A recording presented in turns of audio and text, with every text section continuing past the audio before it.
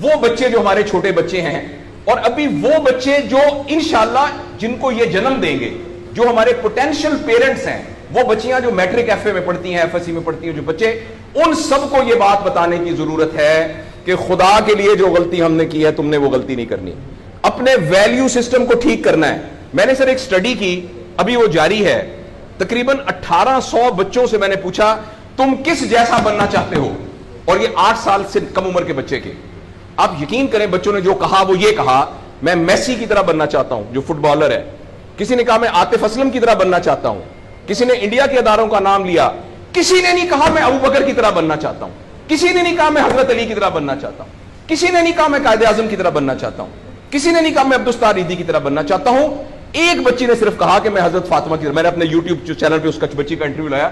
چھوٹی سی بچی نے کہا, میں پارک میں پھر رہی تھی, میں نے کہا بیٹا تم کیا بننا چاہتی ہو؟ کہتی میں حضرت فاطمہ کی طرح بننا چاہتی ہوں. تو میرے دوستو, ہم نے اپنے بچوں کے رول ماڈل ہی غلط کر دیے ہیں. ہم نے, اس لیے مجھے اور آپ کو بہت سیریسلی اس بات پر غور کرنا ہے. میں آپ سے عرض کروں, ساؤتھ افریقہ میں تتلیاں ختم ہو رہی ہیں, لہٰذا تتلیوں کی نسل کو بچانا بڑا ضروری ہے. اچھا, پانڈا ختم ہو رہا ہے, پانڈا کو بچانا بہت ضروری ہے. انسان پانڈا اور تتلیاں نہیں ہیں, انسان ختم نہیں ہو رہا ہے, انسان کا بچانا کوئی اتنا ضروری نہیں ہے, وہ پانڈا نہیں ہے.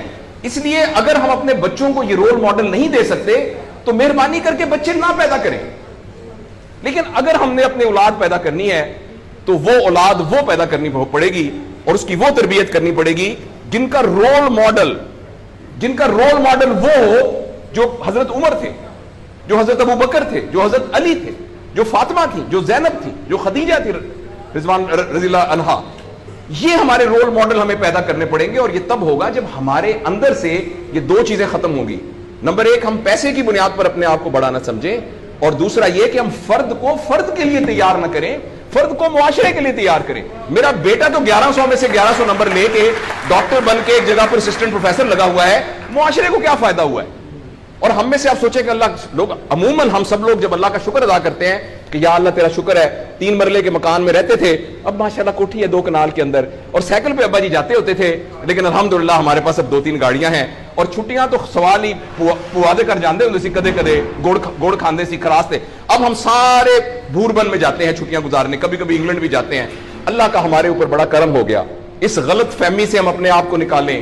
اللہ کا کرم یہ ہے کہ میری وجہ سے, جیسے انہوں نے ویڈیو دکھائی ہے کہ ہمارے یہاں کوئی بلڈ کا کچھ نہیں ہوتا تھا, شکر ہے میری وجہ سے یہ بلڈ والا کام شروع ہو گیا. میں ڈاکٹر ہوں, یہ والی سروس یہاں موجود نہیں تھی, اللہ کا شکر ہے کہ یہ والی سروس اب یہاں موجود ہو گئی ہے.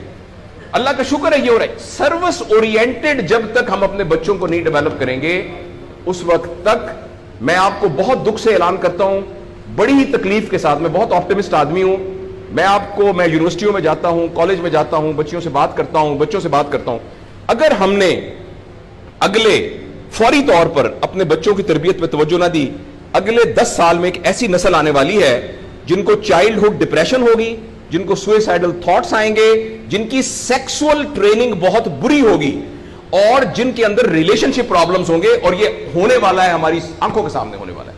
اگر آپ کے ہاتھ میں ایک موبائل ہے, آپ ابھی اپنا موبائل کھول کے فیس بک کھولے, جو پہلی 1.5 منٹ کی ویڈیو آئے گی اس میں ایک نیم برہنہ عورت ناچ رہی ہوگی. اگر آپ کے 8 سال کے بچے کو آپ نے موبائل دیا ہوا ہے, میں آپ کو یقین دلاتا ہوں اس نے ننگی عورتوں کو ناچتا ہوا دیکھ لیا ہے, اور وہ سارے ایکٹ جن کو منہ سے بیان کرتے ہوئے ہمیں شرم آتی ہے, وہ آپ کے 8 سال کا بیٹا اور 8 سال کی بیٹی دیکھ چکی ہے.